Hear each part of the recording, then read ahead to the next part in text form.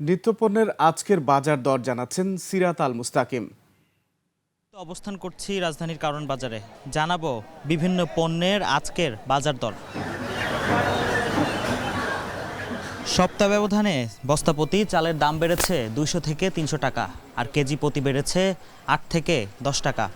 ব্যবসায়ীরা বলছেন মিল সিন্ডিকেট এবং ধানের দাম বাড়ার কারণে চালের এই বাড়তি দাম। বাড়ার কারণে বর্তমান ধানের দামটাই বেশি। ধানের দাম এখন 1200 টাকা মন গ্রামে চলতেছে। এইভাবে চালের দাম তো এমনি বাড়বে। সানবিট সব দিবে সামাল। সানবিট ম্যাজিক প্রেস ডিশওয়াশিং এর মাথা ঘোরানো সলিউশন। বাজারে বেড়েছে মাছের দাম, প্রতি মাছে প্রায় 50 থেকে 60 টাকা বাড়তি। বিক্রেতারা বলছে আমদানি কম হওয়ার কারণে মাছের এই বাড়তি দাম। প্রত্যেকটা মাছের কেজিতে 30-40 টাকা বাড়ছে, কারণ মাছের আমদানি কম। আগুন লেগেছে সবজির বাজারে, সবজি প্রতি দাম বেড়েছে 20 থেকে 30 টাকা। বিক্রেতারা বলছে সবজির আমদানি কম। সবজির দাম ডবল বাড়ছে।